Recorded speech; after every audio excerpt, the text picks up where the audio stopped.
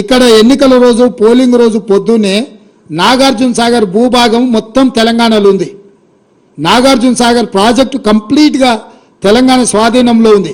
కనీసము శ్రీశైలం అన్న సగం వాళ్ళ చేతిలో ఉంది, సగం మన చేతిలో ఉంది. జగన్మోహన్ రెడ్డి పోలీసులు తుపాకులు వేసుకొని నాగార్జున సాగర్ డ్యామ్ మీదకి వచ్చి ప్రాజెక్టును హ్యాండ్ ఓవర్ చేసుకోరు. ఈ సన్నాసి రండా జగన్మోహన్ రెడ్డి తెలంగాణలోకి వచ్చి నాగార్జున సాగర్ ప్రాజెక్టును ఆక్రమించుకుంటే నోట్లకెళ్ళి మాట వెళ్ళలే. రండ పనులు చేసింది లొంగిపోయింది నువ్వు చంద్రశేఖరరావు. నువ్వు రండగాడు కాబట్టి జగన్మోహన్ రెడ్డి వచ్చి నాగార్జున సాగర్ మీద తుపాకులు పెట్టి ప్రాజెక్టును హ్యాండ్ ఓవర్ చేసుకుండు. అదే కాంగ్రెస్ అధికారంలో ఉన్నప్పుడు వచ్చి చూడమను, ఇవాళ రమ్మను, వచ్చి నాగార్జున సాగర్ మీదకి రమ్మను జగన్మోహన్ రెడ్డిని. నువ్వు రండగాడివి జగన్మోహన్ రెడ్డికి ప్రాజెక్టును తాకట్టు పెట్టి తుపాకులు తీసుకొని వచ్చి నాగార్జున సాగర్ డ్యామ్ను ఆక్రమించుకుంటే పల్లెత్తు మాట మాట్లాడలేదు. నువ్వు పోయి కేంద్ర ప్రభుత్వానికి ప్రాజెక్టులను హ్యాండ్ ఓవర్ చేయడానికి నిధులను కేటాయించినోడు నువ్వు వచ్చి మమ్మల్ని బదనాం చేస్తావా, మా మీద మాట్లాడతావా? వాస్తవాలు ఇట్లుంటే అబద్ధాలతోని అధికారం కోల్పోయిన నిరాశ నిస్పృహలతోటి ఈరోజు మమ్మల్ని బదనాం చేసే కార్యక్రమం పెట్టాను. అందుకే నేను సూటిగా ఈ ఆధారాలు మీ ముందలు చెప్పి మీ ముందర మాట్లాడితే రేవంత్ రెడ్డి సెక్రటేరియట్లో సమావేశం పెట్టి చాలా మాట్లాడిండు. ఆయన కథ ఏంది, ఆయన కమామిస్ ఏంది అని ఆయన మాట్లాడతాడు. అందుకే నేను సూటిగా ఈరోజు మంత్రివర్గ సమావేశం అవుతుంది. అసెంబ్లీ సమావేశాలు ఎప్పటి నుంచి ఉంటాయో సాయంత్రం వరకు మీకు చెప్తాము. అసెంబ్లీ సమావేశాలలో వైట్ పేపర్ ప్రాజెక్టుల మీద రిలీజ్ చేస్తాం, ప్రాజెక్టుల హ్యాండ్ ఓవర్ మీద చర్చ పెడతాం. 48 గంటలు నువ్వు కోరుకుంటే ఇంకెక్కువ కావాలన్నా తలుపులు మూద్దాం, భోజనాలు అక్కడనే పెడతాం, బట్టలు తెచ్చుకో, మేము వస్తాం. మామ అల్లుడు మీరు ఇద్దరు రాండి, లేకపోతే ఎంబడి కొడుకుని తెచ్చుకొని అవతల మీ బిడ్డ ఉంటే ఆమెను కూడా ఉమ్మడి సమావేశాలు పెడతాం. ఒకవేళ చర్చ చేద్దామంటే శాసన మండలి శాసనసభ ఉమ్మడి సమావేశాలు ప్రత్యేకంగా ప్రాజెక్టుల మీద జలాల మీద చర్చ పెడతాము. మాకెవ్వరు లేరు, నేను మా ఉత్తమ్ కుమార్ రెడ్డి గారు ఇద్దరమే మాట్లాడతాం. సంబంధిత శాఖ మంత్రిగా వారు మాట్లాడతారు, ముఖ్యమంత్రిగా నేను మాట్లాడతా. చంద్రశేఖరరావు, హరీష్ రావు, తారక రామారావు, కవితారావు నలుగురు మీరు ఒకరి తర్వాత ఒకరు అలచిపోకుంటే ఎంతసేపు అయినా మాట్లాడదాం, చర్చ చేద్దాం. నీకు చిత్తశుద్ధి ఉంటే, నీకు నిజాయితీ ఉంటే ఈ చర్చలకు రాకుండా ముఖం చాటేయకు చంద్రశేఖరరావు.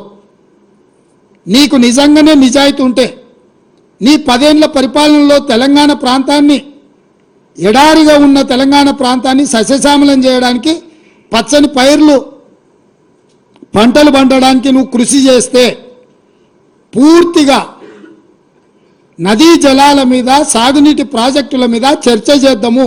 చర్చ జరిగినంతసేపు నువ్వు కూర్చోవాలి, నువ్వు మాట్లాడినంతసేపు ఎంతసేపు అయినా మాట్లాడు, నువ్వు నీకు అనుమతిస్తాము, నిన్ను అభ్యంతర పెట్టము. నువ్వు నీ అల్లుడు, ఎందుకంటే 5 ఏళ్ళు ఆయన మంత్రి, 5 ఏళ్ళు ఈయన మంత్రి సాగునీటి ప్రాజెక్టు, 5 ఏళ్ళు ఈయన ముఖ్యమంత్రి, 10 ఏళ్ళు ఈయన ముఖ్యమంత్రి, 5 ఏళ్ళు ఆయన ఆర్థిక మంత్రి. వ్యవహారం అంతా మామ అల్లుల మధ్యలోనే జరిగింది. మీకు పూర్తిగా అవకాశం ఇస్తాం. ఒక్క నిమిషం కూడా నీ మైక్ కట్ చేయం చంద్రశేఖరరావు, రా. ప్రతి డాక్యుమెంట్ తీసుకొని నేను మా మంత్రివర్యులు ఉత్తమ్ కుమార్ రెడ్డి గారు మేము మాట్లాడతాం. వాస్తవాలను ప్రజలకు చెప్పుదాం. ఎవడు ద్రోహి, ఎవడు దొంగ, ఎవడు లొంగిండు, ఎవడు వంగిండు, ఎవడు ప్రాజెక్టులను తాకట్టు పెట్టిండు, ఎవడు ముఖ్యమంత్రి ఉన్నప్పుడు ఈ తెలంగాణకు అత్యంత ద్రోహం జరిగింది. కమిటీ మీటింగ్, రెండవ అపెక్స్ కమిటీ మీటింగ్ జరిగితే on the face of Jaganmohan Reddy గారు కూడా మీటింగ్లో ఉన్నారు. ఆ మీటింగ్కు చైర్మన్గా గౌరవనీయులు షెకావత్ గారు కేంద్ర జలవనరుల మంత్రి ఉంటే, మెంబర్లుగా తెలంగాణ ముఖ్యమంత్రిగా కేసీఆర్, ఆంధ్రప్రదేశ్ ముఖ్యమంత్రిగా జగన్ గారు ఉన్నారు. ఆ మీటింగ్లోనే on the face of the Jagan ఆ రోజు రెండవ అపెక్స్ కమిటీ మీటింగ్లో కేసీఆర్ గారు స్పష్టంగా చెప్పారు. ఇది రెండవ అపెక్స్ కమిటీ యొక్క minutes, 22 October 2020, New Delhi. Andhra Pradesh stated Rayalaseema lift irrigation and Potireddipadu expansion on river Krishna, for which Telangana has objected. స్పష్టంగా తెలంగాణ ప్రభుత్వం ఆబ్జెక్ట్ చేసింది. కేసీఆర్ గారు స్వయంగా ఆ మీటింగ్లో అబ్జెక్షన్ తెలియజేసినారు. అసలు రాయలసీమ లిఫ్ట్ని ఆపిందే మేము కదా. ఈరోజు గ్రీన్ ట్రిబ్యునల్కి వెళ్ళి ఇవాళ స్టే తెచ్చింది ఎవరు?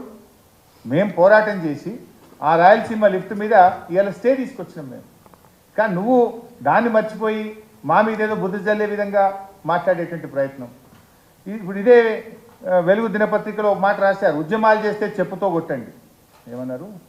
ఉద్యమాలని ముందుకు వస్తే జనం చెప్పులతో కొడతారు. ఇప్పుడు ఎవరిని కొట్టాలి చెప్పులతో అని చెప్పిగా? ప్రాజెక్టులు ఇచ్చింది ఎవరు? వీడియో సాక్షి చూపించినాయి కదా. ప్రాజెక్టులు ఇవాళ కేఆర్ఎంబీకి అప్పచెప్పే ప్రయత్నం ఎవరు చేసిండ్రు? మినిట్స్ ఆఫ్ ద మీటింగ్ ఏం చెప్తుంది? మీటింగ్ అయిన తర్వాత ఈఎన్సీలు బయటకు వచ్చి ఏం చెప్పిండ్రు? ఇప్పుడు ఎవరిని జనం చెప్పుతో కొట్టాలి? రేవంత్ రెడ్డి గారు మాకు మాట్లాడరాదా? కానీ మాకు సంస్కారం ఉంది. స్టిల్ మేము సంస్కారంగానే మాట్లాడాలనుకుంటున్నాం.